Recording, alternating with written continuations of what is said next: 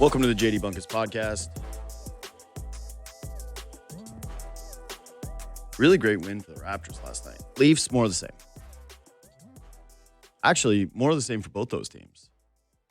More of the same where the Raptors are just getting really big contributions from multiple guys in the starting lineup every single night. And the Maple Leafs are getting far too few. It's starting to diverge. Which team you should be giving your attention to when they're playing head-to-head. I'm going to talk more Raptors coming up here. I got Luke Fox off the top. I got Ben Nicholson-Smith in Vegas. The man canvassing the general managers, canvassing the league, trying to get us as many Blue Jays rumors as we can possibly get. Jays seem aggressive. The question for Ben later today is, how is this all that different from what we've seen the last couple of years, right? Like, the Blue Jays for the last two off seasons, it's been, if you remember, it's been a lot of, hey, they're talking to everybody. They're doing their due diligence on everybody. And last year resulted in some guys that really mattered in Max Scherzer and Miles Straw and Eric Lauer. Santander, obviously a miss. They made the Jimenez trade, which turned out to be good. But yeah, we have had a couple off seasons where the Jays were rumored to be in a group. Hey, they really want Corbin Burns. They missed out on him. Yes, Arizona, whatever. But I want to see if Ben feels, and others, like we're going to have a bunch of insiders on over the next couple of weeks. I know we've got Jim Bowden next week. We've got Robert Murray next week. So we'll try to continue to complete a full picture here. But is it anything materially or even just anecdotally or feel-wise from these guys who are around it all the time and who go to these GM meetings? And then winter meetings are early December.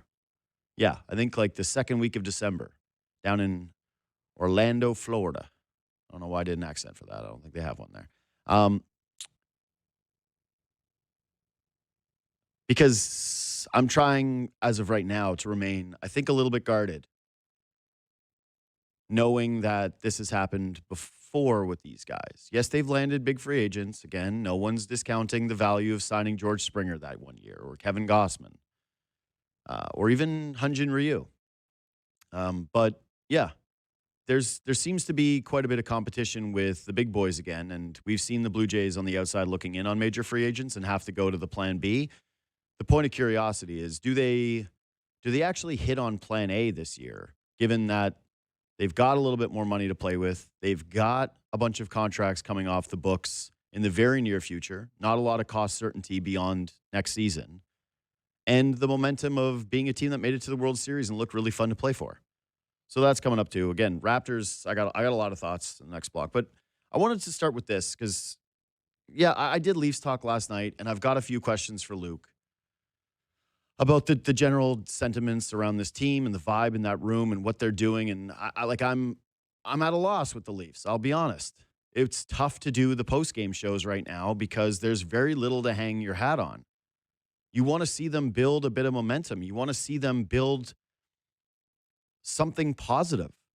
And yesterday in the first period, they looked like they were going to kind of dig in and maybe steal a win from the LA Kings. And I thought it was going to be a very predictable Leaf thing where they've got their third-string goaltender in net. They're missing Austin Matthews. They're missing Chris Tanev. The whole world is writing them off, saying that they're poop. And they stake themselves to a 2-goal lead, and you say, there you go. That's a something. Maybe the talk about this is going to be why they seemingly play harder without the captain lineup. By the way, they are, let me see here, 45, 24, and 3 all time without Austin Matthews. And they've had a lot of good teams in there, so I think that is a very inflated record, but something to watch for as he's out for the next week, how they fare, and whether it feels as though people start to say, hey, we're sorry, we're sorry for questioning your value to this team. We recognize that you do a lot for the Toronto Maple Leafs versus what it kind of felt like it was last night when Tavares was putting in his second goal. But I wanted to start with this Rasmus Andersson rumor because I didn't get a chance to talk about it on Leafs Talk, and I'm not going to spend too much time on it today. Jay Rosehill, who's great, he put out a report that the Leafs are trying very hard to pry Rasmus Andersson from the Calgary Flames. Elliot Friedman has come out, and so has Nick Kypreos, and said that the Leafs were interested in this guy at last year's deadline. And so, like many front offices, usually when you get a hankering for a certain player, that doesn't go away. So would I listen, Jay knows a lot of people in the league, and I'm going to trust that somebody pretty high up gave this to him, that this wasn't like a manufactured rumor. This is one that I trust, especially since this guy doesn't do that very often. Like this isn't, he's not like a volume shooter when it comes to rumors. What I would say is this. That is, to me, right now, the biggest nightmare scenario for the fan base is the idea that the Leafs are going to start throwing good money after bad. Like, they're broke. You ever have a friend who spends recklessly but doesn't make a lot of money? That's the Leafs right now.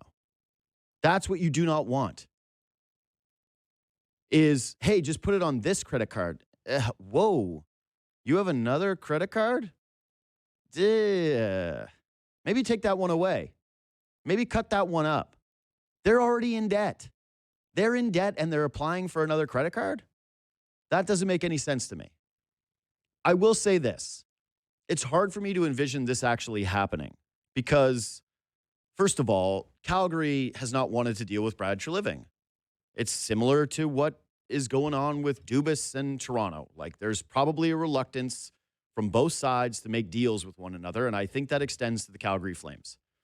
Am I certain that the relationship is as bad as it is between Dubas and the Leafs? No.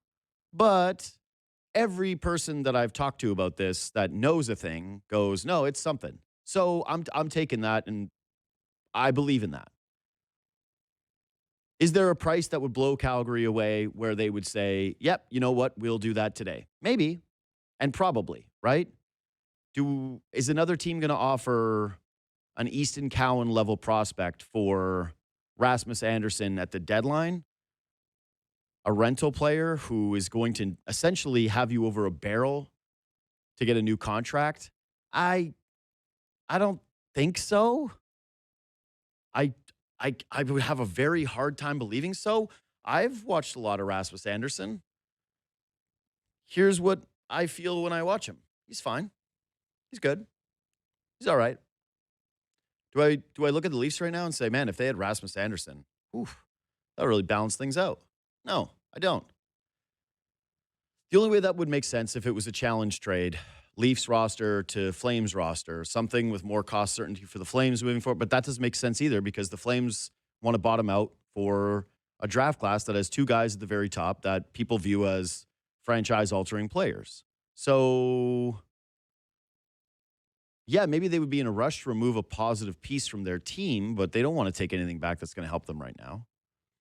And if you're the Leafs, like, can you actually even put yourself... I don't even know how Treliving could put himself in a mindset where using one of what are really just three assets, okay?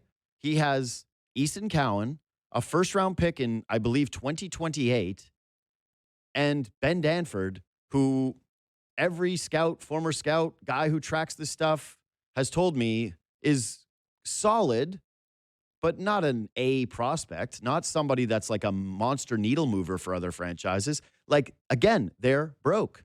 They're broke. They don't have any money. So, yeah, maybe they really want Rasmus Andersson. Maybe they are hot to trot for him. Maybe there was a point in time where they thought they got close last year before pivoting to Brandon Carlo. But the idea that they're going to get this guy, I don't think it's based in reality. I don't see the situation where you can take from a limited pool of assets and use them to acquire a 29-year-old defenseman who wants a bunch of money this offseason because he's going to be 30 next year. And this will very likely be his last major contract, his last chance to really get paid. Yeah, I don't get it. But even that kind of thinking, that's what's scary. The throw good money after bad theory. That the Leafs are looking at this and saying, we need an injection. We need an injection. I like Bourne's ideas. He's talking a lot about how if you can find someone to take a piece from your roster and flip it for something from somewhere else that is in a similar situation. Like at this point, are you really married to Dakota Joshua? Do you really feel as though he has put any kind of imprint on this season whatsoever through 17 games? I don't.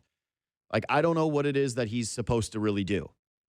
Because if it's secondary scoring, he's not doing that. If it's be a big physical presence, he's absolutely not doing that.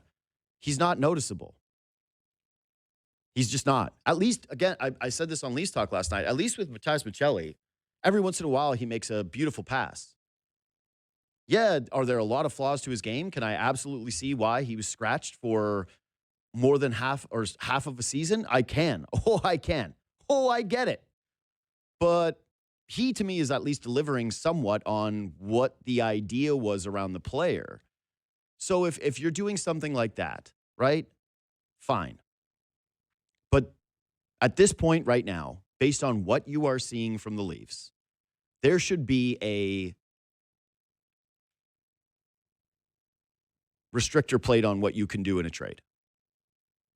You absolutely cannot touch any of those three assets until this starts to level out and you prove that you are something, I would say, much greater than what it appears that you are right now. Luke Fox is a senior writer for Sportsnet. He is our top Leafs writer. What's up, brother? How are we doing? I'm doing good. How are you? I do like the Raptors, and I am cautiously optimistic about the Blue Jays free agency. I don't really understand the MLS deciding to play soccer games in Canada in the wintertime. And for the Leafs, I am not doing well. Why would that be, JD? I think it has a lot to do with the fact that when I watch their games, I'm waiting for the shot counter to hit double digits, and often it's in the third period. Right. Yeah. Yeah. That's probably where I would start. And then I would Yeah. say that for a team that was supposed to have an identity that was deeper, but also nastier, I'm not really feeling any of that. And that the biggest sign of positivity on the team right now is a 35-year-old who is scoring goals at a clip that he hasn't scored goals on in a while. It like did something that hasn't been done for the Maple Leafs since Gary Roberts, which is be over 35 years old and score this many goals this quickly. Yeah, I'm just like, I think a lot of people think of me as like this overall sports pessimist and that I love to be negative, but it is really exhausting when all you're doing is, well, this sucks, this sucks, this sucks. It's just you can only do so much, right? Like there's only so much to say. And at this point, that's kind of where I am with the Leafs is I just don't really know what I'm supposed to point to and say, well, this is a good indicator of what could come. Like this isn't bad puck luck. This isn't, one position of need. This isn't just like, hey, it's bad goaltending. Hey, it's one defenseman that's a whipping boy. Hey, it's one line that isn't contributing enough. Like I'm circling just about the entire team right now, Luke, and saying this isn't good enough. There's 2 or 3 guys on the entire roster that you can point to and say, well, I like what he's doing.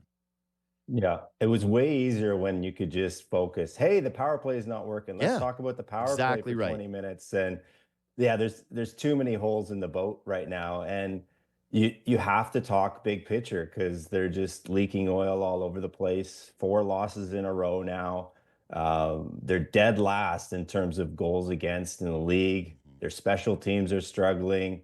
Last night, they rolled out a tandem of 2 prospect goalies because who knows when Stolars is going to come back.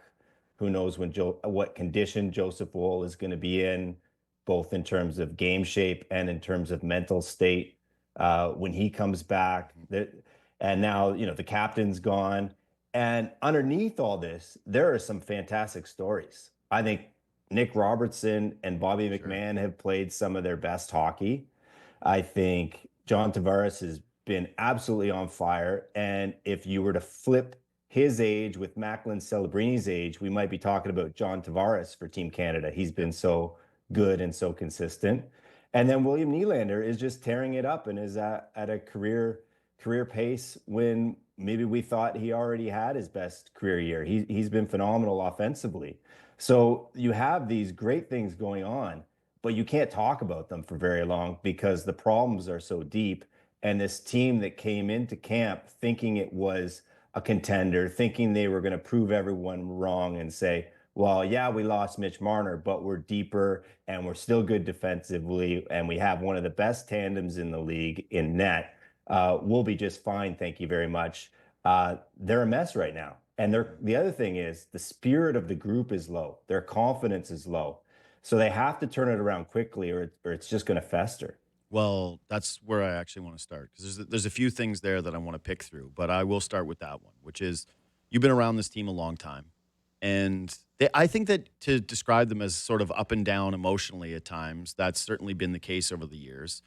But on the ice, it looks really flat at times. And it looks disheartening. And I would say, so I had a conversation with Patrice Bergeron yesterday, and it was super enjoyable. And I was talking about leadership and team defense and trying to tie in a few narratives that are going on with this Leafs team to a career from someone who I think exemplified as good as you can get in both of those areas. And one of the things that he mentioned as the priority for him when building a good culture was accountability, right? And he said it's accountability amongst each other's, top to bottom. And when I watched these guys play last night, specifically the second period, to me it looked like a group that is just not accountable to one another. It's plays where, you've got four guys in your D zone against one from the Kings, and they're flipping a puck to the weak side, and there's nobody home, and it ends up on an LA Kings player's stick. There are long stretches in which the team is just kind of trying to flip pucks out and play horrible D-zone coverages. Guys are taking shifts that are too long. Like, it's not to me like there's any measure of this that is bad bouncy, but for you, who's going into that dressing room after all these games and who's around this team and who's seeing them up close and personal, what does the confidence look like with the group? Like, how different is this from what we've seen when they've gone through bad stretches in the past? It feels different. It does, JD. It feels lower. There was a sense before that they had an A game that they could get to, and when they wanted to slam the gas, they would. So they lose one or two in a row. Sometimes it would be to a bottom feeder. And then it was like, oh yeah, let's remind ourselves who we are. And they turn it on and blow some team out. Even in their wins, there's very few convincing wins. What was their convincing win? Utah, who came in tired after playing overtime in Buffalo the night before against a fresh Leafs team. Maybe that was their most convincing 60 minutes. One period against Pittsburgh when we find out later that Tristan Jarry was hurt. They don't have something recent to lean on and say, well, when we're at our best, it is this game, and we can find that game, when we're pressed, when we feel urgency. So right now they're feeling urgency and have felt it for a while, and they haven't been able to flip the switch. And that's the scary thing. Because I go to Leaf morning skates and practices, but I go to other teams too. And just the amount of chatter, the amount of energy, kind of like the brotherhood type feel you get from guys, whether they're chatting with each other or, throwing fake body checks at each other, just like goofing around a little bit. There's a lack of joy, I would say. And part of that, you could say chicken or the egg. You start winning, maybe some of that comes back. But what was really telling for me was when Scott Laughton was coming back, and poor guy, God bless him, he's back in the lineup and he's immediately out, gets hurt again. But when he was coming back, just everyone was like, oh, great, Scott's back. There's more chatter on the bench. It's the room's a little bit more fun. Like, he was a glue guy. And of course, he has to perform on the ice, but there is something to those intangibles. And, the fact that this fourth line center was made such a big deal of in terms of the good vibes were coming back is telling what's absent when he's not there. Yeah, I don't like the feeling that guy is that important to the team from a mental and vibe standpoint. And I will say, too, that they do look like a team that doesn't talk a lot on the ice, that doesn't talk a lot on the bench. And I understand that when you're in a funk like this, it's pretty hard to be trying to be exuberant, right? And it would feel like false bravado if these guys after games were starting to say stuff like, we like where we're at. Like Domi had the one the other night where he said, we like where we finished. Nylander had the moment before yesterday's game where he said, I'd be more concerned if we weren't scoring goals. And to that, I would say, you're first in finishing rate in the NHL. And I don't know how sustainable that's going to be with your group. So we'll sort of see on that one. But yeah, I'm worried about having guys that can really just pull them out of this. Like someone, and it's an unfair comparison to make, kind of, but like a Nathan McKinnon who is just going to be able to take over some games. And when Matthews returns, whether or not he's going to be able to return to that kind of form. And I watched the way Tavares played last night, and to your point of how good he's been and like has absolutely kept himself in the Team Canada conversation. That's great, but they've also been led by Tavares before, and yeah, it's had its failings. I'm just having a really tough time looking at where you're pulling it out, and even the mixed messaging. Like I look at the coaching staff right now, right, and Berube's pissed off on the bench. He's not his normal stoic self. He has the quote from a few days ago where he's saying we don't value the defensive side of the puck enough, and then last night he's saying I thought we sat back on our heels too much. You go, well, yeah, that's going to happen when you're being hammered on nobody playing defensive hockey and these guys kind of playing tight and feeling like everything is going to go into the back of the net. They look lost, dude.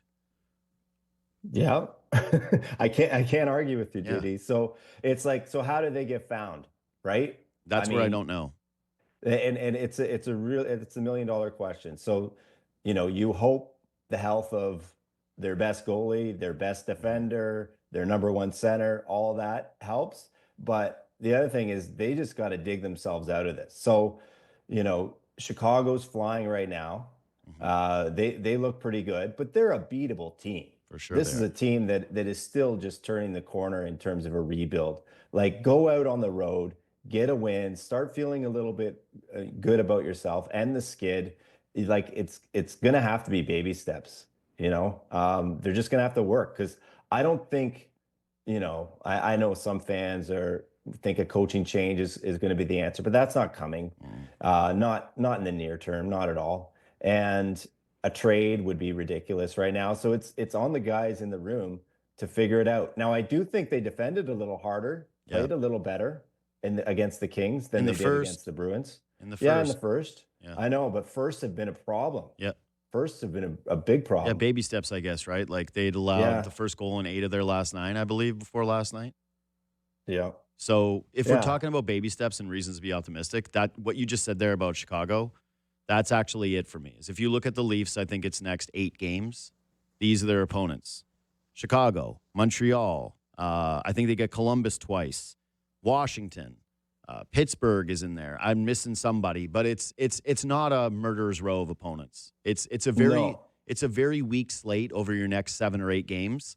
And you've got an opportunity to come out of that with 4 wins. Maybe, like, I'm not expecting them to run the table right now. I don't think that anybody could, or like all of a sudden they're on a winning streak and all of this has changed. And we're talking 2 weeks from now, you and I, and laughing about how we overreacted to the problems that we were seeing. But yeah, if you can get Matthews back, and it doesn't appear to be overly serious, if you can get Joe Woll back, and it doesn't feel like, here's my only thing with Woll, and maybe you can kind of speak to this a little bit just in terms of the timeline of it.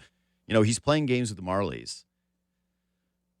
Sam and I disagreed on this yesterday. I want them to be uber cautious based on the vibe that Woll is giving out about how serious whatever it is that he's dealing with was. And if the thought is he's coming back and playing in front of a team that's conceding 40 shots every single night, and he's got to be a savior player, that would concern me in terms of feeling like he's rushed in here. I kind of want the Leafs to stabilize a little bit before they're throwing him to the Wolves. Yeah, but Dennis Silverby just played 4 games in a row. Yeah. And he's a prospect. No. Yeah. Woll's got to, in my mind, Woll's got to be in that starter's net tomorrow night in Chicago. And I think it's better that it's happening on the road than at home. Mm-hmm. You know how the Toronto home fans can get if things start going sideways. It gets really eerily quiet. Mm-hmm. On bad nights, you'll hear "Let's go Blue Jays" or Bronx cheers for an easy save. So I think it's actually better that it's happening on the road.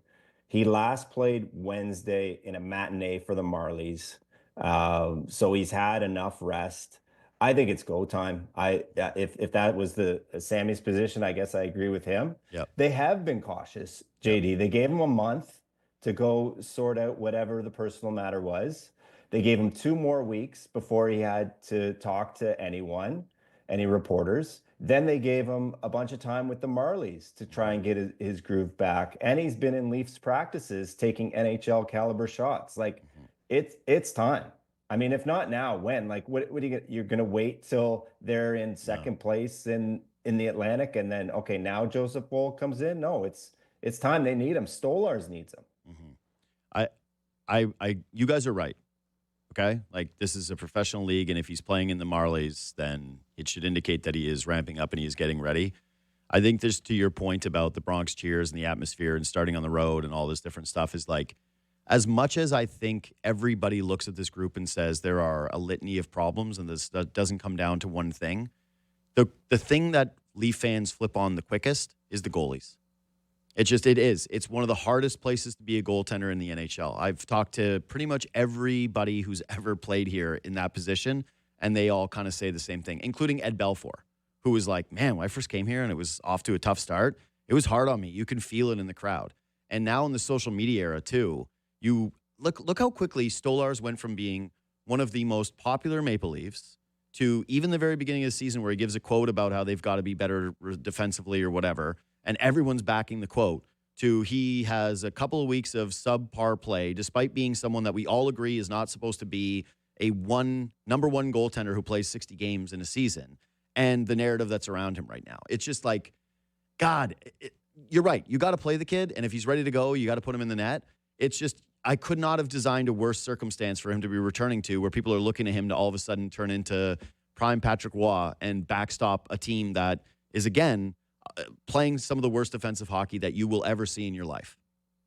Here's the counterpoint to that, though, JD. It's, if you're Craig Berube, you use that. You say, look, this guy's been through a rough time, whatever it was. He's back. We need to pick him up. Yeah. We need to play the best defensive game we've played all season. Make life easier on Joseph Woll. Think of all the games he bailed you out last season. Mm-hmm. It's time that we dig in, play our best defensive game. Let's try to win a game 2-1, or heck, even 3-2, mm-hmm. and give Joseph Woll a chance. You use that as a tool. And you get guys to snap in. Don't do it for yourself. Don't do it for the coach. Don't do it. The coach is yelling at you. Do it for your buddy Joseph Woll. Yeah, be accountable to another. You need him. Yeah. You need him if you want to make the playoffs. Yeah. So, make life a little bit easy for him in his first game. So that's what I would do if I was Craig. Yeah, listen, it's a good strategy to deploy. I would just say that I thought that's what he was going to do when Dennis Hildeby had to start that game against the Carolina Hurricanes. It's a back-to-back. You have a rookie in net. He's a kid. He didn't make the team over Caden Primo, Luke. Okay? He has to get an important start for you after you got embarrassed and you put together, what was it, like 2 shots in the third period the night before? And they get completely hammered by Carolina. And they sewered Dennis Hildeby. He had no shot in that game.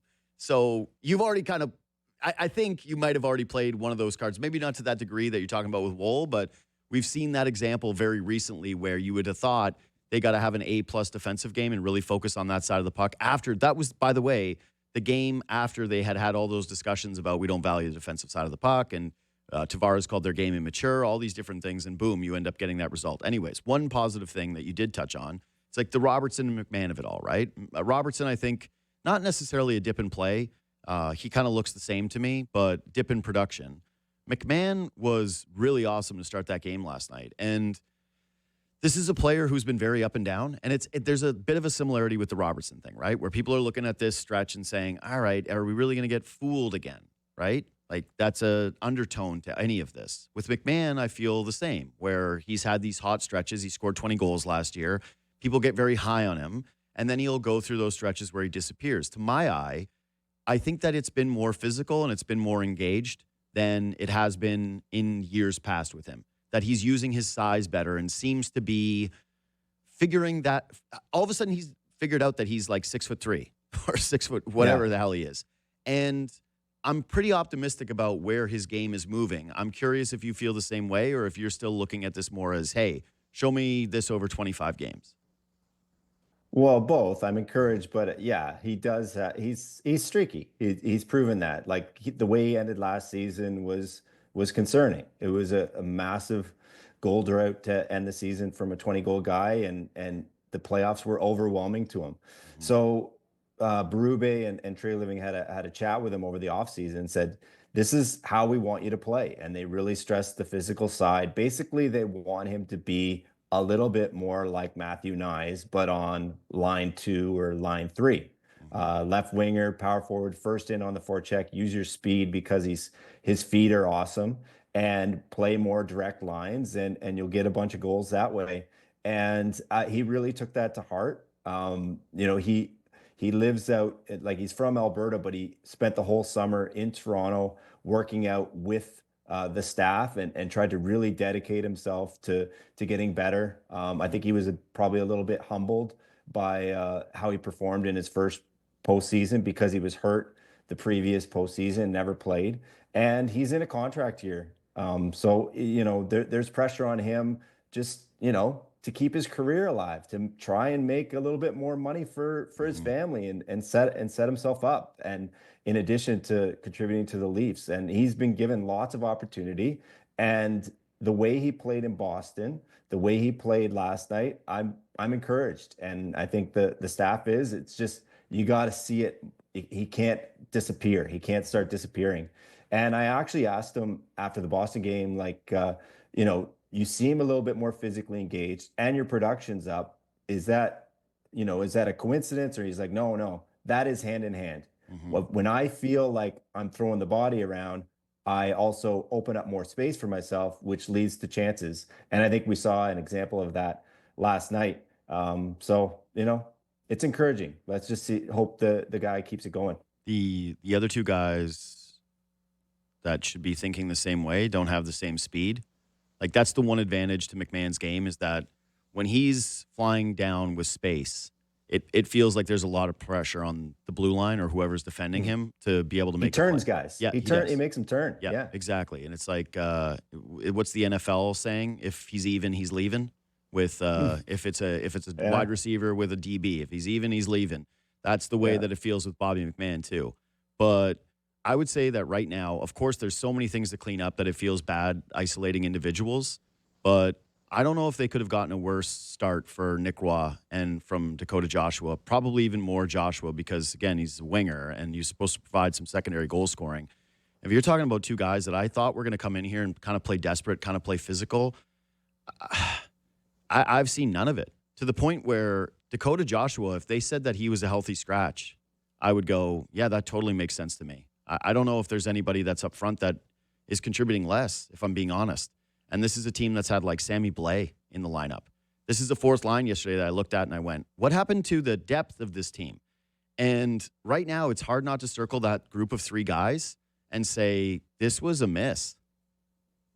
Yeah, it feels like it. It does. And the problem is, their salary is not in line with what they're producing. Not close. And so that's concerning. Joshua, for sure, he's found this an adjustment.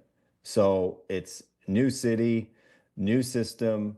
Yeah, he had Berube way back when with St. Louis, and he says, he's kind of the same coach, but he's figuring out new teammates. Everything feels new. He's coming off not only a battle with cancer, but a rough year in terms of production, a dip. So he's coming in kind of on a low, and you hope it's like, well, low expectations. I can just use that and impress. But it's like every time he takes a step forward, he takes another step back, and he hasn't really got much traction going. And I had a conversation with him recently. He said, I don't know what it is, but traditionally I am a slow starter. It takes me a while to get going. So you just kind of got to cross your fingers and hope that he gets going here, because they're going to need him. You're right. They're not coming at teams in waves, and that was the grand plan. Yeah, we lost our 102-point guy, but we're just going to roll lines over. We're going to have all this pressure in the O zone, and we're going to get, secondary, tertiary scoring from lines 2 and 3. And really, it's the Stars that have carried them. With, I think Robertson and McMahon have chipped in nicely, but outside of that, it is concerning. Utah game is the only one that you would have pointed to and said, this looked like what the plan was supposed to be. Wave after wave after wave. And it so happened to be a game with Scott Lawton, but I also thought that it was the best game for Dakota Joshua. It was the best game for that line in general.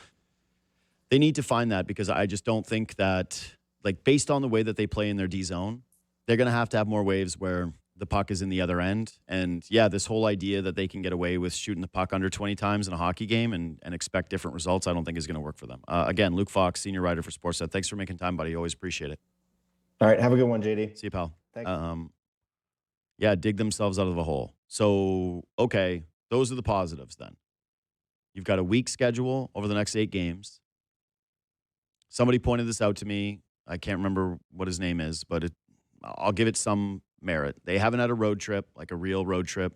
Maybe some time on the road is going to help these guys coalesce a little, get along. Maybe the chatter that is absent that Luke is talking about gets increased when they have more time away and they're solely with one another. Maybe. I don't know. Again, I'm kind of grasping at straws here. Joe Wool coming back, feeling as though maybe you're just a little less tight as a group if you think the guy behind you is a stud who is going to come up with some big saves and maybe steal you a game. Yes, Hildeby's played well. He's certainly not to blame whatsoever for any of these losses when he's been in net. I would argue that he stole them a point yesterday, but he's not going to consistently steal you a win. And then you're just hoping that it can continue with Tavares and Nylander. It can continue with Nyes from a production standpoint. That McMahon and Robertson have actually figured something out. And if you can just get that third line going, if those guys can start to contribute, maybe you're going to start to see the identity of the team. Maybe you're going to start to feel other guys as though they are a part of this group rather than just what it has been throughout the course of this run, which is like the Stars and the Mercenaries, the Team A and Team B. It's a lot to ask. Anyway, subscribe to this podcast, leave 5 stars. If you're watching on YouTube, leave a thumbs up and leave a comment. I'm going to take a quick break, and I want to talk about the 7-5 Toronto Raptors, who I think are going to be 11-6 at worst.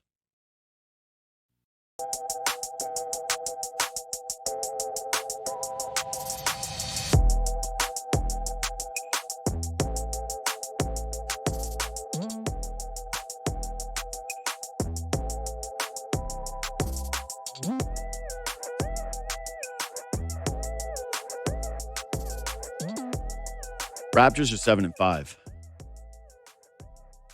Last night, if you were doing the schedule game, the schedule look ahead, it was a schedule loss. Going to Cleveland, they're good there.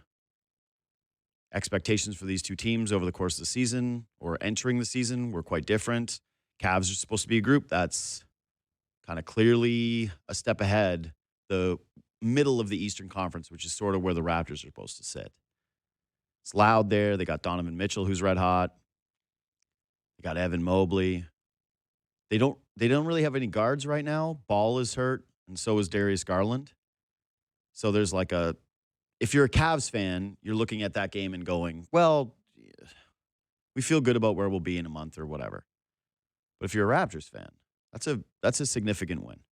That's their most significant win of the season. That's more important than playing the Bucks, who had been coming off of a back-to-back and who I don't think are – I don't think the Bucks are necessarily better than the Raptors. They obviously have the best player, but the team itself is very, very flawed. And if the Raps finished with a better record than the Bucks this season, I wouldn't be shocked. I'd be pretty surprised if they finished with a better record than the Cleveland Cavaliers when this is all said and done. So, best win of the year for the Raps. Great win. Really nice. Watched some chunks during the intermission, but then went back and pieced it all together when Leafs talk was over. And I loved what I saw. A few things. One, Ingram had a bad game against the Cavs, and it didn't matter because they have a bunch of different ways that they can beat you with that starting lineup. And there were definitely fit questions, and I will continue to say it. The health thing is going to be tested over the course of the season. But right now, when the Raptors are fully healthy, they've just got a lot of different ways that they can beat you. And I thought you saw that in particular in the fourth quarter, where end of the second quarter was great. Raptors dominated the second quarter. Third quarter, flipped the script. Cavaliers get hot. Mitchell's just on fire. And they cut the lead, I want to say, to 5 at the end of the frame. Going into the fourth, there's a sense from me watching it that, ooh, okay, this is sort of where a really good team takes over. You'll see this throughout the league all the time. Fourth quarter, these guys dragged it out, made it close. Now they're gonna run away with it. And the Raptors in the past have looked pretty inexperienced there. And I do think that's sort of where you show your best self. This is where the minutes matter the most. All of a sudden, it's a 5-point game, basically new ball game. You're on the road. Can you hold on to it? And the Raptors did that. They did that because a multitude of different players continue to put pressure on them. Scotty Barnes was doing his thing. Complete game from him. Jakob Poeltl, in a contest against a team that is probably as well-suited as just about anyone in the NBA when it comes to their front court and their ability to protect the rim and rebound, Jakob Poeltl was the best guy in that game. He was the best big man in that basketball game. That's huge for them. And it's a reminder, too. Like, that guy's been good the entire time he's been here. The trade, at the time, I really didn't like it. And I still don't like the timing of the trade. And I still wonder if they would have offered him $20 million in free agency, if they would have been able to acquire him. Maybe not. But I don't think anybody discounts how valuable it is when he's in the lineup and how different it looks when he's out of it. He is unquestionably one of the most important pieces on the team. Like, you could lose one of your wing players and replicate it with the rest of the group and still feel like they put pressure on the basket, pressure over the fast break, whatever. They don't have any semblance of a backup plan to Jakob Poeltl. And that's with Mamu having a nice start to the year where he's sort of, I think, going to become a fan favorite and someone who is giving you a consistent backup option in comparison to some of the years past. But here's what surprised me. Scotty Barnes is not surprising me. He looks awesome, and that was an amazing game for him, and he strung together a pretty impressive start to this season. I don't know how much of the ceiling change argument is going to happen 12 games in, but he looks great. And he certainly, I do wonder if there's a part of him that when he plays Evan Mobley in particular, and the numbers didn't really game this out because the Cavs, I think, are 9-6 against the Raptors with Mobley and Barnes both playing. Barnes averages more points in that matchup, but it's barely. It's 17 to 16.4. Rebounds obviously go to Mobley, but Barnes is fairly close, 8 to 10. Barnes more assists, obviously, 6 to 3. More steals for Barnes. And this one was, I thought, a little bit more interesting, is that now after that game, Barnes has the same amount of blocks during those matchups as Mobley does. He just looks really engaged. Defensively, he's been engaged, I think, all season long, outside of the Dallas game, which was their worst performance of the year. As an entire team, nobody looked good in that game. But there does seem to be this little added level of, I want to give it to this guy when Barnes plays Mobley, and I like that. I like that a lot. I'm a big believer in you got to have a deep competitive well and want to kill your opponent and take things personally and believe in slights in order to get up for an 82-game schedule. And Scotty Barnes seems to have that against the Cleveland Cavaliers. I really appreciate that. So he was great, but it doesn't surprise me, I will say.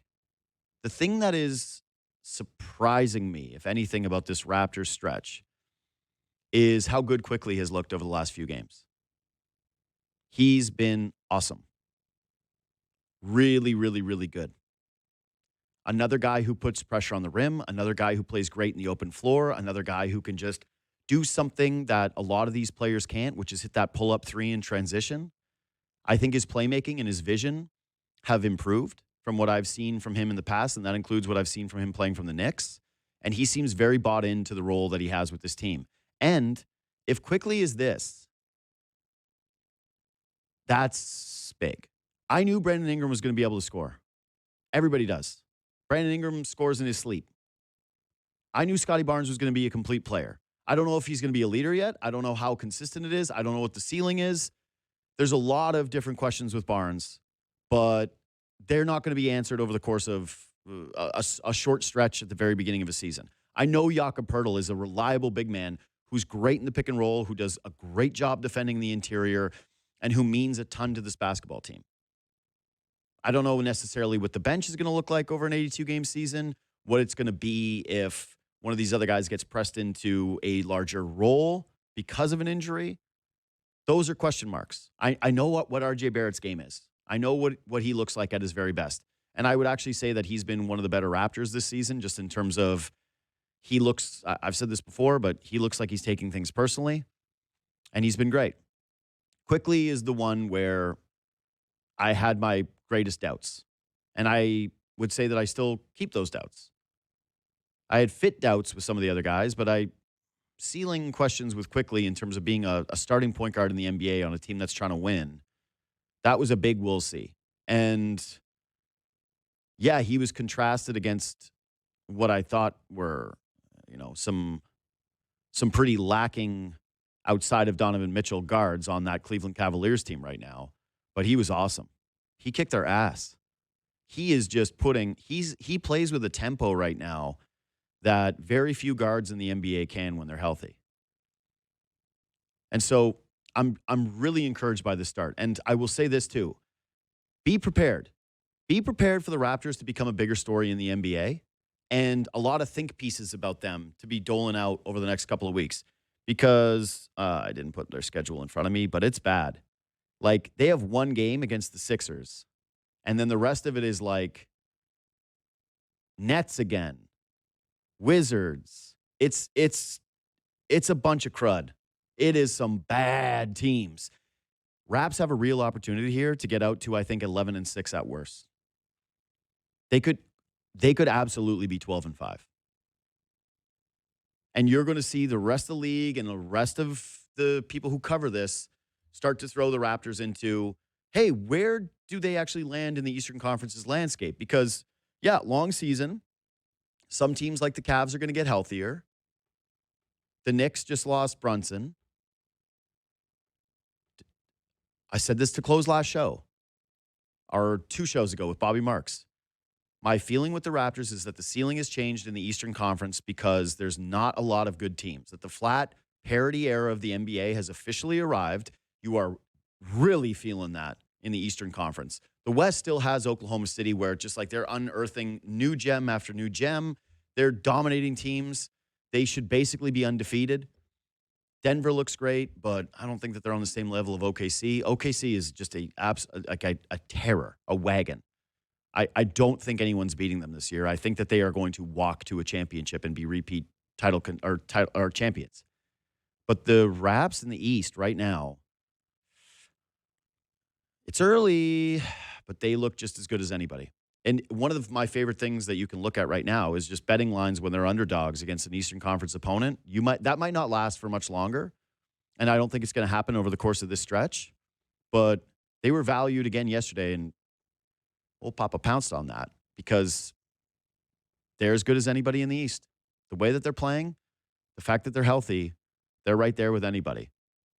And soon, I don't think that this is going to surprise anybody. Quick break. We'll come back, and I'm going to talk to Ben Nicholson-Smith about what he's learning from the GM meetings.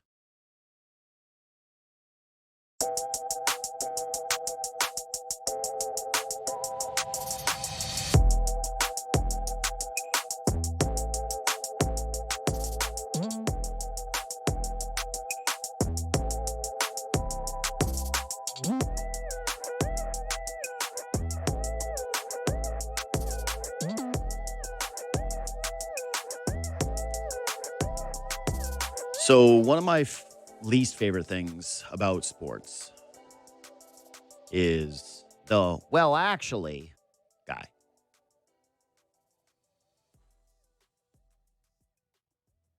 And that is very pervasive in our world. Okay? Sports are easy. They're supposed to be accessible. This is why I always advocate like more bandwagon fans. That's why the worst person that you know is the guy at the bar who, like, if he meets a girl who says she's a sports fan, says, "How many players can you name?" Like that. Ugh. The person that, and listen, sports is my life. I think that's pretty clear. You can hate me. You can think that I'm a moron, but you shouldn't question how much I put into this, I would think.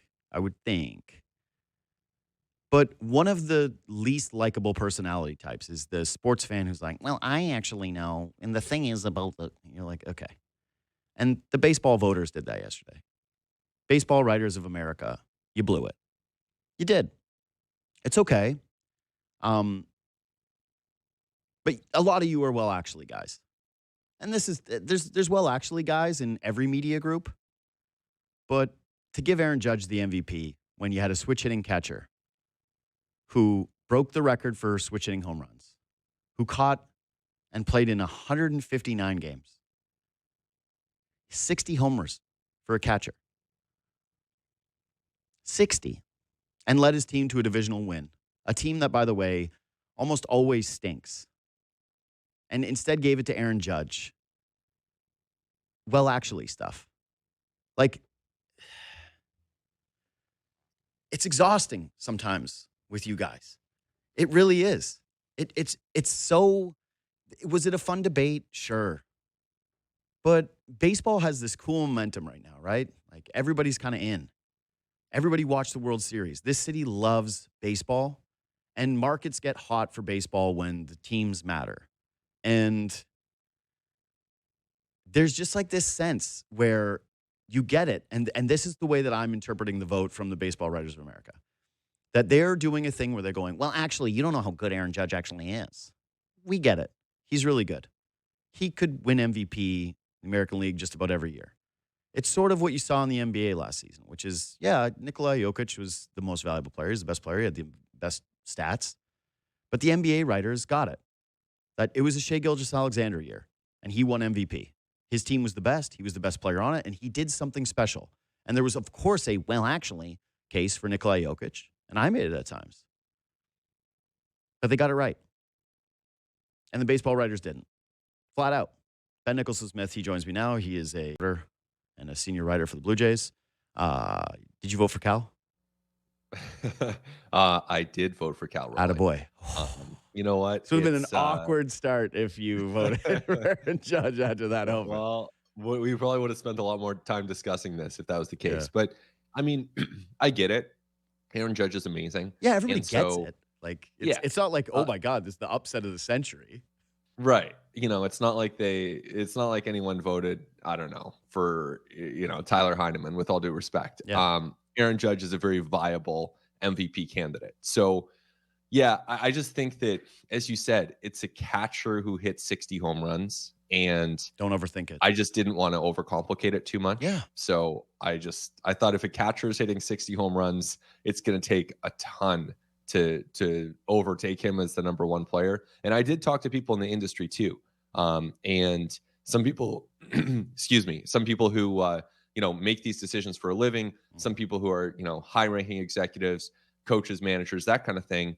And they pointed me in the direction of Cal. So that led me to my vote. I'm really mad about it. And I shouldn't be, because Cal Raleigh is now a Blue Jay killer. I'm a homer. I'm supposed to just like hate Cal Raleigh, but I don't. I respect him greatly. And I think that this is just a moment where you said it best, which is don't overcomplicate it. Don't overthink this. The guy had a genuinely special one-of-one season, and it was worth acknowledging with an MVP award. And I've seen, like, this is the common refrain that I get back from guys who either voted for Aaron Judge or who support the Aaron Judge decision, is they're like, well, actually, Fangraphs accounts for the defensive impact of Cal Raleigh. And you go, no, it doesn't. It does not account for the fact that a guy is preparing for a pitching staff before every single game, coming up with a game plan to catch that staff. The revolving door that the Mariners had that year at this position, how it wasn't the same as years past, where it was like, hey, these are the studs that are just down in pen who are all going to be coming back healthy. It's going to be amazing. And then also go out and hit 60 home runs. And for that piece of it to be overlooked, like the human element part of it to be overlooked, the wear and tear that comes with that guy versus Aaron Judge, who goes out and plays in the field and is just primarily focused on hitting and did his job and was great, but wasn't his best hitting season of his career. Again, just a miss, just a well actually overlooked by what I think were people that it's based in two things for me. One is the well actually component, where I'm the smarter baseball person, so I'll actually tell you what was the best year. The second part is that Aaron Judge, to me, has kind of weirdly become, in a way, underrated, just in terms of the context of baseball. And that the New York Yankees occupy so much oxygen when it comes to, like, this guy's the face of the game, and you should know this guy because it's the Yankees aura, that there's like almost like a weird downward pressure on people going like, okay, we know we've said this about a million Yankees before, but this guy actually does stand out in a group of many great illustrious players. Yeah, he's incredible. He's incredible. And I honestly have no problem with him winning. But I do think too, like, it's not the most WAR award, right? Like, if you want that, then go to Fangraphs and then there's your most WAR. I think we have to allow for the fact that and I love baseball stats. I've loved baseball stats my whole life, but as great as they are, they're not perfect. They are ever evolving and they don't capture everything. They certainly don't capture any of the off-field leadership stuff that all catchers are tasked with. And normally the catchers just can't make up that offensive gap. So even though there are these leaders off the field, you're just not going to vote for them because they're hitting 16 homers with like a 740 OPS. But Cal Raleigh had 2 30-homer seasons in one. Historic stuff for catchers. Catchers just don't do this because it's so hard. And then even like on the field, I don't think that WAR necessarily captures everything that a catcher does because there is, game calling, there's pitch blocking, which, we try to capture. There's pitch framing, which Cal Raleigh was elite at. And there's just the physical wear and tear. Like if you put Aaron Judge as a catcher, how many home runs would he have hit? And I know it's not quite that simple, but you look at the defensive value of things. Aaron Judge this year did not play center field nearly as much as he did in 2024.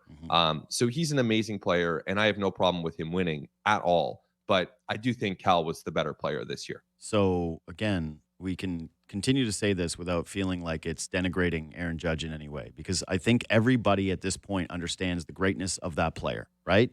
Like, that's just out of the way.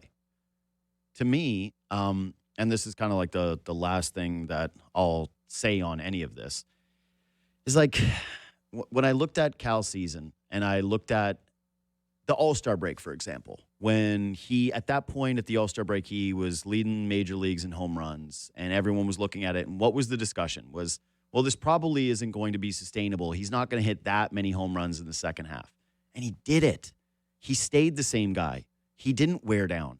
And to have that physical toll on your body to play that position and to go out and accomplish it in the second half, where it wasn't like there was this massive drought for the player, that he stayed consistent in that position over the course of the season, needed to be acknowledged. And then, like, the other part of it, too, is what you just said there about Fangraphs WAR. Okay, we acknowledge that statistics are not perfect. But when you're pushing back the argument to me of, like, well, look at the WAR. Okay, but aren't you as a baseball writer, aren't you as someone who covers this sport implicitly, professionally, like this is your entire job? If that's what you're looking at, like if that's the main premise to your argument every year, like anybody can do that. Like I can teach my mom to go look at Fangraphs WAR at the end of every season and give you a vote on who the MVP is supposed to be. Like to me, like the human element in capturing the stuff that you're talking about is supposed to be why you're in the position you're in. And that to me is like a failure when you just lean on this one statistic as a crutch for every argument. Right. And it's useful. It's the ultimate guideline. It's I have never filed an awards ballot without looking at WAR. Of course. Like that's never going to happen. But at the same time, it's just not everything. And so, it's a privilege to vote on these awards, obviously. And, in some cases, it's really clear cut. But this is one of those times where I really did rely on people in the game to help me break that tie. And they just kept pointing to the fact that it is so difficult to be a catcher in this sport, mentally, physically, to do it year long. So that's where I voted. Okay, so into the Jays. I started the show with my thought on free agency, which is everything I'm reading right now, and a lot of your stuff included, which has been great. Everybody should be reading, Ben. You got a piece up on Tatsuya Ime right now, and the Blue Jays' interest in him. By the way, I'm not falling for that. I'm done falling for Japanese pitchers. I'm just done falling for Japanese pitchers coming to Toronto. I think the West Coast thing matters so much to these guys, and that Sasaki was close. Oh, Shohei thought about it. These guys want to be on the West Coast. They want to be closer to Japan. They want to be, with their buddies. Every year, you've heard this for the last 2 seasons, which is that the Blue Jays are canvassing the league on everybody, that they are doing their due diligence, that it is boots on the ground, that they are talking about every single free agent, really getting a holistic view of what free agency is. And I'm seeing that a lot now in the other pieces by yourself and other insiders, which is they're checking in on this guy. They're checking in on this guy. Expect the Blue Jays to check in on just about every single market. So I'm curious from your standpoint today, whether or not this feels materially different in any regard compared to years past. No, it doesn't. Yeah. And I think that's a good thing because, in years past, the Blue Jays have been on everyone. Yep. They've been able to pursue Shohei Ohtani to the end, Juan Soto to the end. They have successfully signed George Springer or Kevin Gausman. These are not minor free agents. They're good free agents that they've signed. Santander, we'll see where that one goes. But Jeff Hoffman, Scherzer, they get free agents done. I was almost thinking about it, and I don't even watch this show, so maybe you'll have to really, cut me off here, JD. Mm-hmm. But I was almost thinking about it in terms of Storage Wars, that show. Oh, I watched it. I got it. Yep. So it's yeah, exactly. So it's kind of the Jays are in a position where they can be a buyer on anything. Mm-hmm. They can go to any of those lockers and buy. So they're going to check. They're going to be thorough. They're not going to not look at a group of lockers. They're going to check. Now, if the price gets really high on one of the lockers, they're going to be all right, next, we're moving on. But they are at this point in the offseason, they're going to check on all those lockers. So I don't know if that makes any sense, but to me, I was kind of thinking about it that way. It's they have interest in everything. They're not going to get every locker. They don't have room for every locker, but they're going to get something, and we'll see where it leads them. They're going to get something. They will.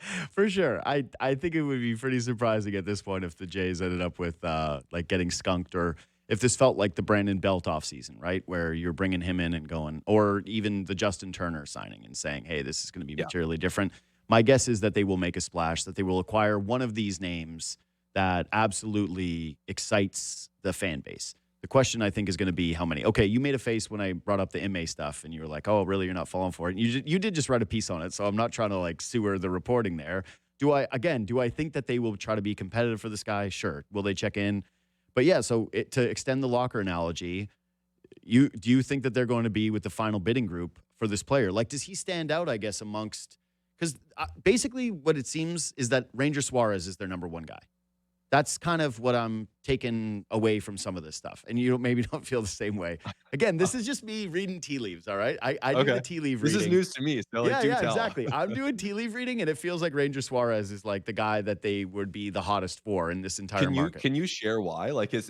And maybe you can't because I know you have your own back channels. No, but is there anything you can share as to why? It's a tiny little bit of that's not even the biggest part of this. But the main part of it is when I do the multi-screen. You remember the movie Swordfish? Did you ever watch that? There's a scene where Hugh Jackman has 25 different screens because he's a hacker or something.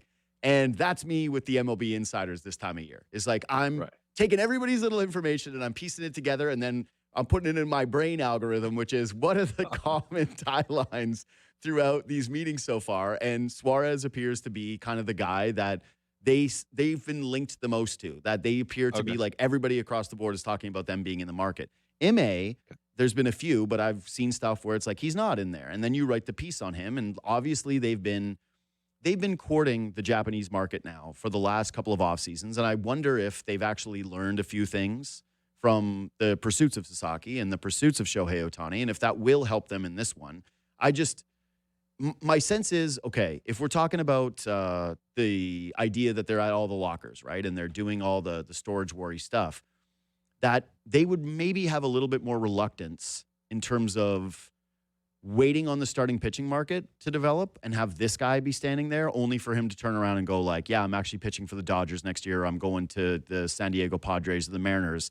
And feeling like one of the things that you also have to learn is that at the 11th hour, the guy might just choose where's closer to Japan. Yep. I think that's a good point. There is downside in waiting with anyone, right? And we know that Imai's posting will probably end in, January 10th, somewhere around there. So he will be a later decision to this. End of the day, the Jays, even if that's the way things unfold, they are going to be able to add starting pitching. That's the one thing that they are going to do. They are going to sign a starting pitcher this offseason. And so if they somehow miss, like let's say Cease and Fromber and Ranger Suarez all sign at the winter meetings with different teams, and then the Jays are in on Imai, and then he signs with someone else, and then they're still without a pitcher on January 10th. It might not seem great, and the vibes probably wouldn't be great. And I don't know where you land on this, JD, but to me, at this point, we've seen this before with the Jays. We've seen them, push and be linked to these big names. And I, for one, am just not going to be assuming the worst if they're sitting there on January 10th with no starting pitcher, because there will still be other guys out there. The Jays will still have money at that point. And so, we all know, look back at previous off seasons. How many teams actually have money on January 15th? It's not a lot. A lot of teams don't spend at all, first of all. And then some of those that do, like the Phillies, tend to get it done early. So if you're sitting there on January 15th with money, you have power. And so even if the Jays miss on these guys, then they are going to be in a position to be one of the few buyers. And they're going to be, to kind of extend the analogy, a lot of lockers available for purchase at that point, and they'll be able to get some. Yeah, the only counter to that is that's sort of what happened last year. And they made the World Series. They did, no doubt. But they also signed Anthony Santander. And in the moment, it was like, okay, he's got the deferred money, and he's got time on that contract to make good on it. But it did feel, and again, talking to other people, it was viewed a little bit more like a desperation heave. That it was not the prototypical player that they were wanting to go after over the last couple of seasons. And now when you look at Santander, you say, well, the fit is a little kind of curious. They spent on Jeff Hoffman, who played great in the postseason, but I don't really think acquitted himself as a closer. And they got Max Scherzer, who was, again, great in the postseason. Expensive, awesome, worked out for them. But just yet, like the way that they spent the money kind of grabbing the fringes players, I guess the only part of it that I'm advocating for is I'd rather they jump the market in a place where they feel like there's a real need. And it seems as though they are not, I don't want to say desperate, but that they're very dead set on adding another impact starter. And my preference would be that when they have their list, if there's 3 guys that they really value above the rest of the queue, that even if it forces them to go to a place where they're a little uncomfortable for, say, a Ranger Suarez, if they believe like he's the guy, that they go there rather than wait a little bit later, hope that they could be in the MA sweepstakes, and then if they miss out on that, be into a tier where they're like, this is good but not great and not all that materially different from some of the guys that they have down the lineup. I think that's a reasonable case. And I can guarantee that there are people in the Blue Jays front office that are like, yeah, we'd love to get something done soon too. Like we'd love to not be sitting there in January too, because then it allows you to have a little bit more clarity on what else you can do and proceed from there. So it's a reasonable case. I think, and I know this can sound kind of tedious, but the way MLB front offices think about this stuff is, yeah, maybe that's the plan A. And probably what you outlined is the plan A. I'm not saying Ranger Suarez, by the way, because I haven't heard that he's like their number one or anything. Okay. But, to sign someone relatively early probably is ideal, but they're just not going to be attached to that at the expense of other pretty good outcomes that, they just don't want to pigeonhole themselves. That's just how front offices think about these things. Can I say something about the Ranger Suarez thing too? I have a theory on, I think the Blue Jays are so, like, again, they talk to everybody, but they are also very private in terms of the way they conduct business with the media and with people in general. Like they're a harder front office to crack when it comes to overt rumors than, say, others. And I think when you have a team that has a lot of money, right, that has a lot of cash to potentially spend, and who's in a position like they're in where a lot of money's coming off the books in the near future. So you would think like, okay, maybe payroll goes up from where it was a year ago, but then they're in a position kind of like the Rangers are, where the Rangers are talking about their payroll is going to drop to $200 million from, I think, $240. And maybe the Blue Jays have it something like that where they go, this year could be bigger, and then the following year it might actually just take a step back. But the step back's not like materially different in terms of, hey, we're dialing it and this isn't who we are as spenders, but more so just, hey, it ends up being a one-off vacuum because we thought we could get some. You get where I'm going with that, right? Yeah. People will project certain names onto a canvas like that and go, well, it makes sense that if you're in the starting pitching market that like this would be the guy that you're in on because maybe they view Dylan Cease as a stronger candidate somewhere else, and so they end up landing on a guy like that. That's sort of my read in terms of the Suarez of it all. My question to you is, do you, like you said, you don't think he's their favorite. I'm not saying that you're saying that he's not, but also, do you feel like you have a read in terms of kind of, it seems like they're, again, the starting pitching thing and the fact that they want to add that seems like a lockdown certainty at this point. Yeah. Where do you think that they're going to go first? I think, so part of the reason that baseball offseason is slow to develop is that it's all on sliding scales. And so basically, I'm going to make up these numbers, okay? So they're totally invented, but like it's a question of, would you rather have Dylan Cease at 175 or Ranger Suarez at 160 or Imai at 150 or, you know, Chris Bassett at 30/2, you know? Like the price point is going to reflect the quality at a certain point too. So that's where it's like, once you start to include the price, the overall package can be very similar as far as how appealing it is. So that's where the front office is kind of like, you know what? It's all right if this guy, like, let's say Dylan Cease gets a $250 million offer from someone else. The Jays in that case are probably like, all right, that's fine. We'll move on to the next. We'll see what we can do at that point. So yeah, it's the nature of it. And I know that, you know, there can be this narrative out there too of like agents using the Blue Jays, and I'm sure there's some element of that because, you know, this is big business. There are billions of dollars that are going to be spent. But I think at the same time, you could say the Jays are using certain players that they have no intention of signing, but they're going to check on them and just get their market and try to understand what that says about the overall picture. Well, and you also have agents in a position where they know how hungry the fan base is and that upward pressure can work on front offices. Like, they went way outside the valuation for Vladimir Guerrero Jr., and I don't think that was completely separate from where the fan base would have been if they didn't re-sign that guy, right? Like, I think that if you got those two in a private moment, truth serumed, they would have said, God, we really would not have wanted to give Vladimir Guerrero Jr. that much money. Like, that was so much more money than we wanted to give Vladimir Guerrero Jr., and they gave it to him.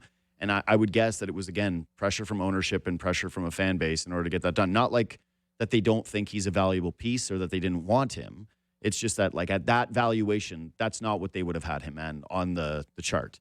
And so the question becomes, like, are there guys in this market that they feel as though they will push outside of that valuation for because of that outward pressure? That I agree. I think that is the question. I think it's a great question. And I think the answer is no.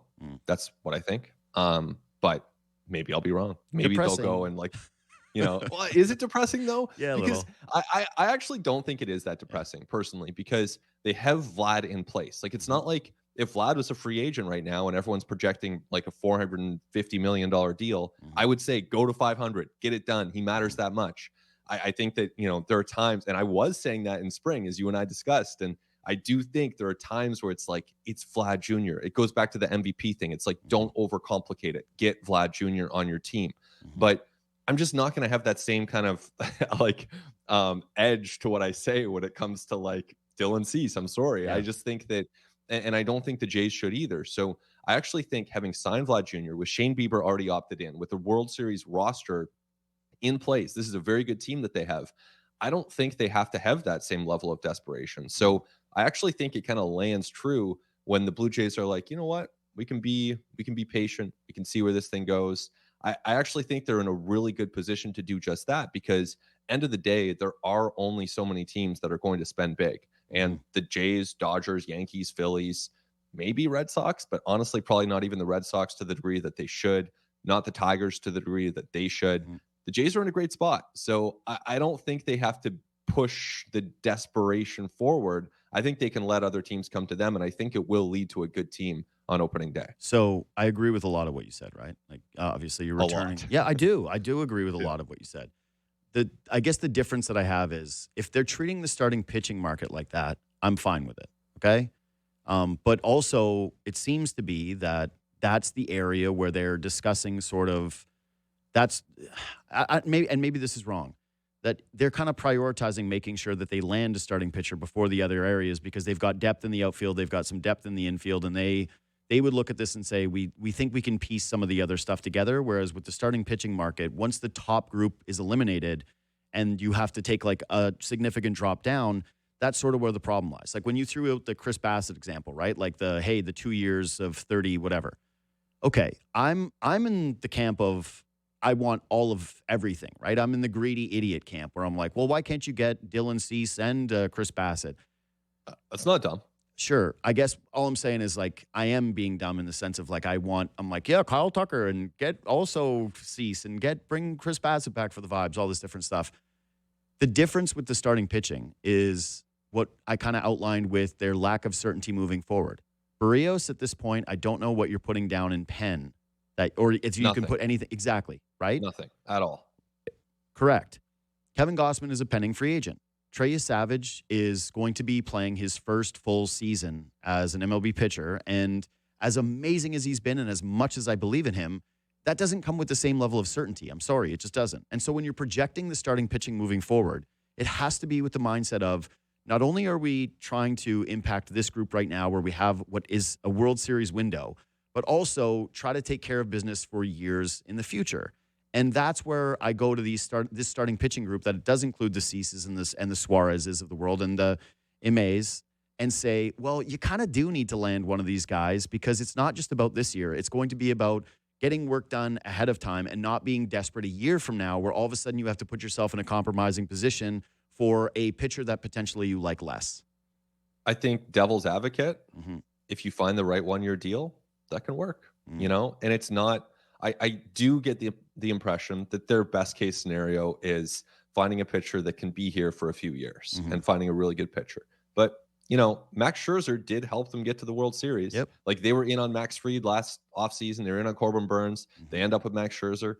It led them to the World Series. Now they're in the position where they can spend and they have to do it again. So in 12 months' time, if they're in a position where they have to do that again, so be it. They have money. They actually have a really good track record in free agency of signing the right starting pitchers, whether it's Yusei Kikuchi, Kevin Gausman, Chris Bassett. They've done a great job at identifying those guys. Scherzer even could be in that discussion. So I do think, just to go back to Barrios real quick, because I want to elaborate on that just a bit. But with Barrios, you know, my impression is from talking to people at the GM meetings, he is going to have to earn it. And so does that mean, you know, he's going to have to kind of show that he deserves a rotation spot? I don't know how they're going to frame it in spring training. You know, he's presumably going to go in with a rotation spot in hand, but it seems like he is going to have to earn that rotation spot, which is a big difference from where we've been in years past, where he's like the clear opening day starter. Yeah.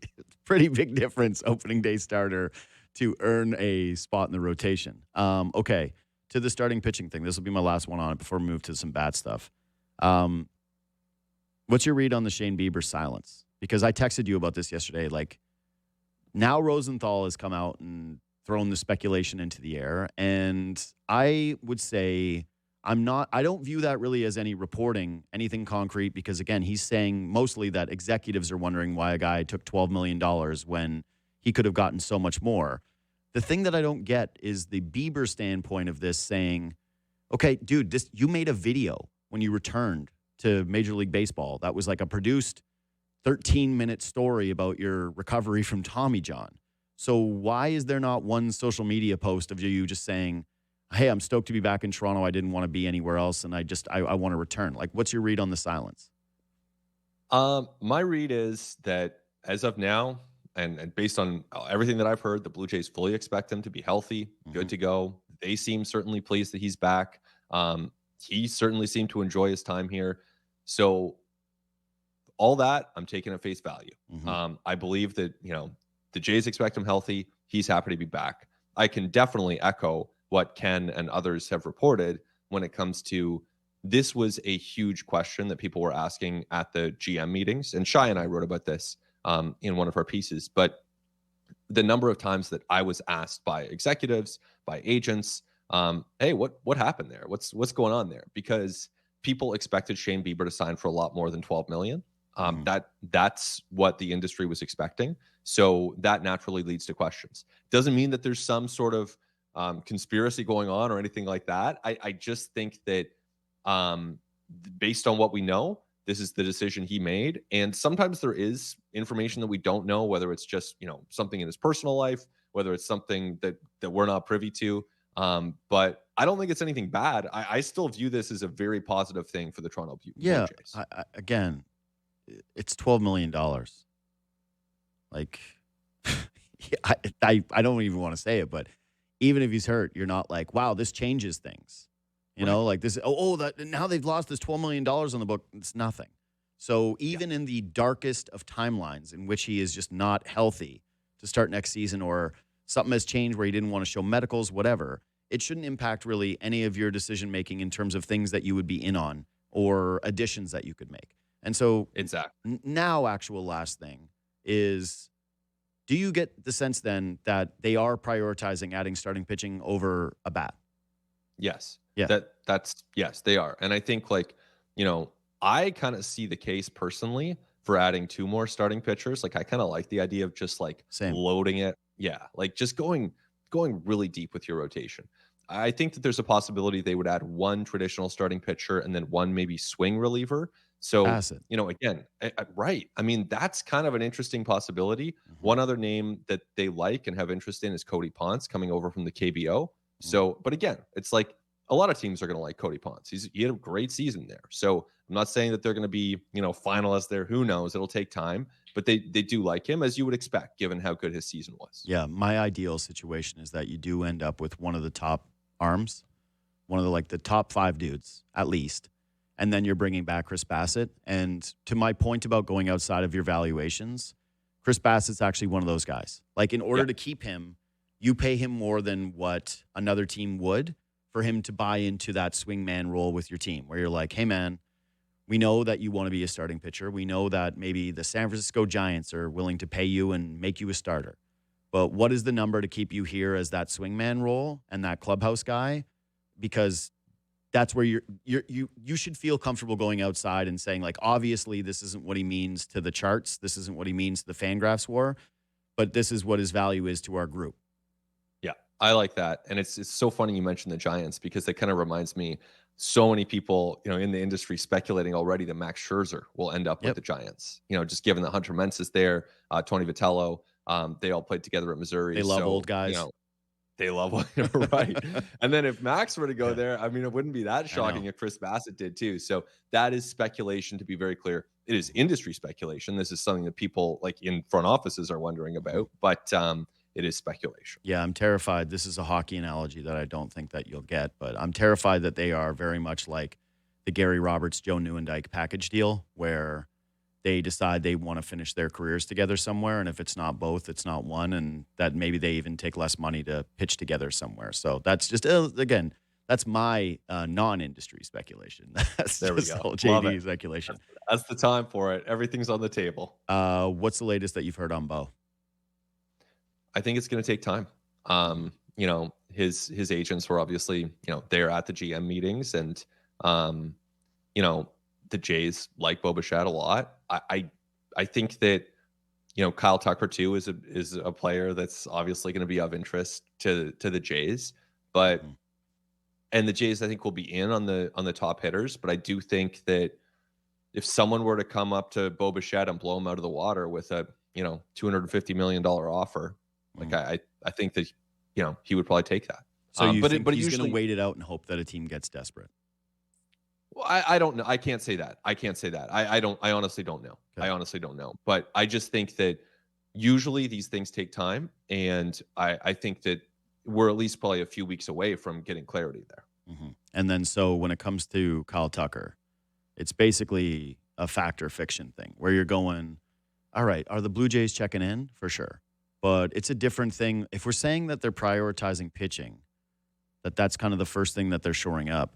Do you get the sense that, okay, let's put it this way. Do you get the sense that they're treating Kyle Tucker, and I know not everything, it's not a perfect parallel because of the business side of it and whatever, but that they're treating him more like Shohei Ohtani, where they're like, no, we're going to go tit for tat with whoever's at the top in order to acquire this player, or it's more like Juan Soto, where they want to be in the meetings, but they don't really view it as they're likely to have him land up here. Yeah, it's not an Ohtani thing. Yeah. Yeah, that's for sure. And I actually think the Soto thing, the Jays were pretty close on Soto. We don't need to open that up, but they were there until the end on Soto as well. But this is not an Ohtani thing or even like a Roki Sasaki thing where it's like all facets of the organization are involved. Like they're coming up with their pitch. They're like, neck and neck with, whoever the leading suitors are. Kyle Tucker's great. Obviously, they are going to do prep and diligence on Kyle Tucker. They have interest. But I just think that it's not Kyle Tucker or bust. And yeah, like I'll tell you this, like they're not going to sign Kyle Tucker next week. If it happens in that, whatever that percent chance is, I would guess it's like January 20th. So again, just trying to like read between the lines of some of the stuff you're saying with this. It feels more as though what it would look like for the Jays to sign Kyle Tucker is if the market and it's almost kind of similar with Bo, if the market doesn't develop where someone is blowing either of those players out of the water, which is what their agents are hoping for, like what is Bo's right, that when the market starts to correct itself in terms of, all right, what is actually realistic and what has started to firm up, that's where the Blue Jays could pounce, and that's where the Blue Jays could be real suitors for both those players. Yeah, exactly. Well, at least for Tucker. Like for Bo, I think that I'll separate them into two categories because obviously with Bo Bichette, he means a ton to this franchise. They are going to be, in contact with Bo in kind of a different way. And there's a relationship there that exists and goes back a decade, which obviously isn't the case with Tucker or others. So with Bichette, I'm not going to try to predict how the Bichette thing unfolds. Okay. I don't know how it's going to unfold, but I will say for Tucker, yeah, what you said is accurate. I don't see the Blue Jays showing up on November the 18th and being like 400 over 12, let's go. I just don't see it. Now, maybe I'm wrong. Maybe I'm on with you next week and we're talking about that. But I don't think that we're talking about Jays sign Kyle Tucker for $400 million on November the 18th. But could it be a lower figure on January the 20th? I mean, it's not impossible. I'm not sitting here predicting that, but I think in the scenario that they land someone like that, that's how it would unfold. Yeah, basically, again, because if anybody's confused with the Shohei analogy, which was, again, not perfect because of what he represented beyond, and like he's a one-of-one multi-time MVP. What I mean more is, like, it doesn't appear that they're going to be the team that sets the market for Kyle Tucker, that they're going to be the team that sits back and sees how the market evolves for Kyle Tucker. And then has those conversations to see how it goes. All right, last point. That's my read. Yeah, and let me just add a caveat here because I know people are gonna, I probably screen cap this and try to. Don't be afraid. Don't be afraid of the screen cappers and the aggregators. Look, it's part of it. I accept that, and I share it anyway. But I do think a useful caveat is these things change all the time. Yeah. So I have information now. Teams have certain information now. They're telling me obviously a part of that information and not all of it. Yeah. And then more things will change and evolve. So I'm very happy to share what I can now. And, some of this stuff will be wrong and hopefully some of it will be right. Yeah. Just, all right. Yeah. I think you're good. You're good. Well, can I ask you this then? Is there something that you feel most concrete about today? Like that you've heard over and over and that you're like, no, this is something that I would be more willing to stake out ends up happening. I mean, I think the max to the Giants thing is that's, had a couple people kind of point me in that direction. Again, speculative, but I could definitely see that happening. What else? I mean, I think the Jays had at least 2 arms, probably 3 pitchers, and probably 1 hitter. And I think that's probably their offseason. I think probably most of it happens via free agency. I think, trade will be on their radar, but I think it's probably at least 3 free agent signings. Maybe 1 trade, or maybe it's, just 3 free agent signings. And it's possible they go through the offseason without adding a bat. I don't think it's likely, but I think it's possible that they don't get a big bat at all and that their whole offseason is centered around pitching. I'll tell you right now, I'll kill them if they do that. Like, I'll crush them the entire offseason if they do that. I don't think it's going to happen that way, but I think that pitching is the number 1 priority. So that's where to watch. Okay, so then we'll finish on that because that's where I was going anyway. We're talking like, hey, they could add 2 starters or a starter and a swing, right? Like ideally, it's one of those main guys, and it's returning Chris Bassett would probably be plan A.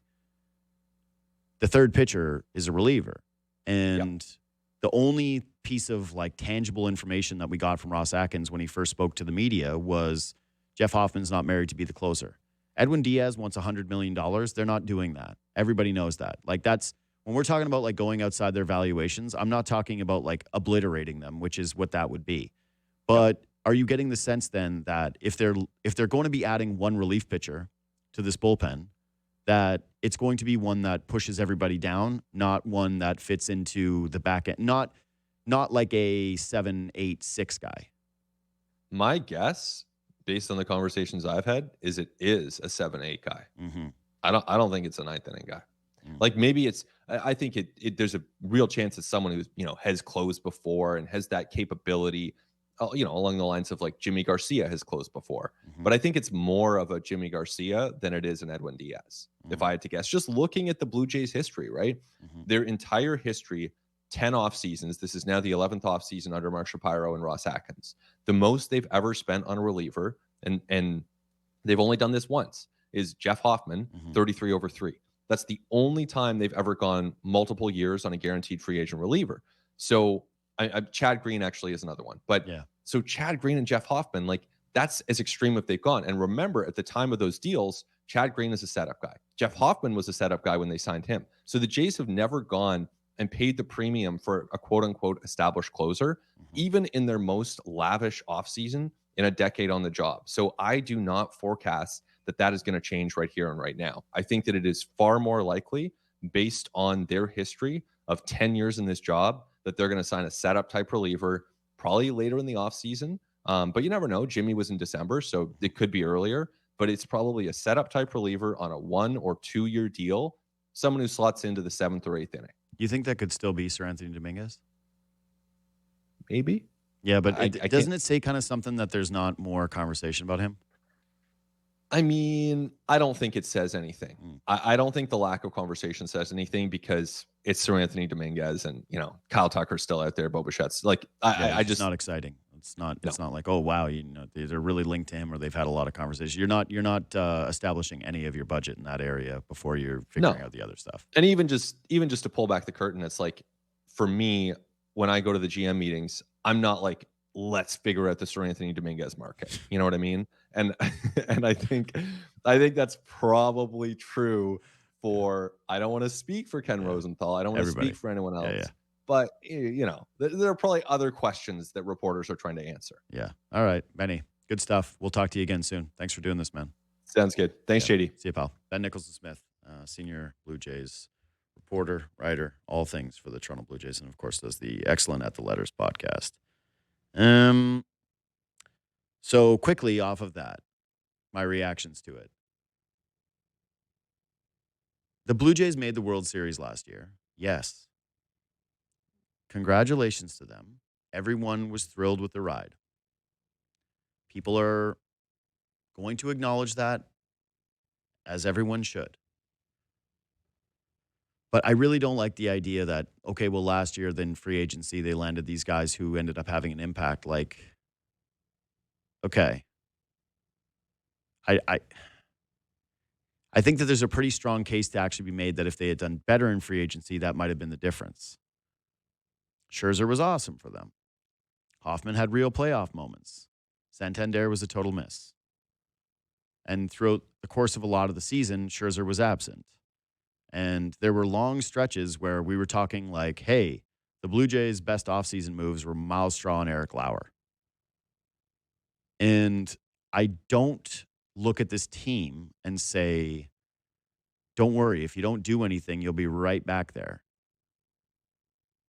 I believe that this is a team that has earned the right, like you look at when you're when a team is at a trade deadline and they've played really well, the thought is these guys have earned what is overspending from a prospect standpoint. So I'm not sure why the same logic wouldn't apply to an offseason. Is there a farther reaching impact to spending money than there is to pilfering from your prospect system? Like, If your team made it to the World Series and they were right on the doorstep and they were, again, a cleat away, like a spike of a cleat away from walking off the Los Angeles Dodgers, my thought would be you can't afford to take a step back with the bats. Like when Ben's saying there's a scenario there where they could not sign an impact bat, like that terrifies me. You cannot do that. You've got to break, in my opinion,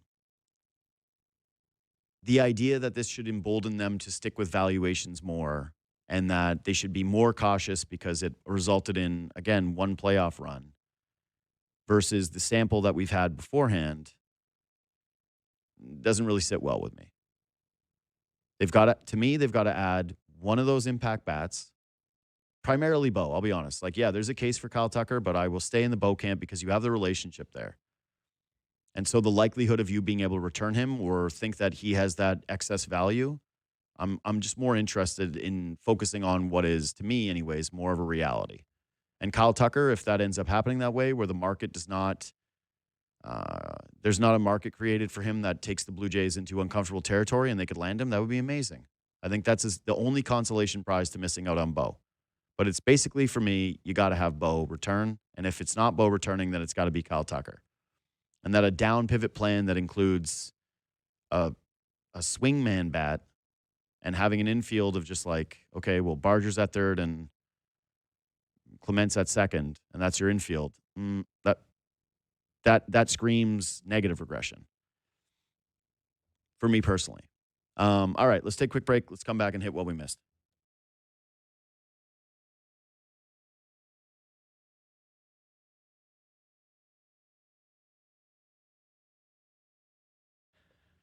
It's Friday.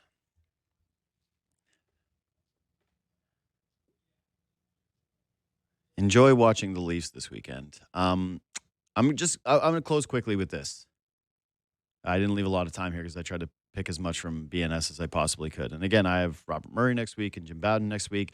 And it does feel, it doesn't feel, it is. It's so early in the baseball offseason.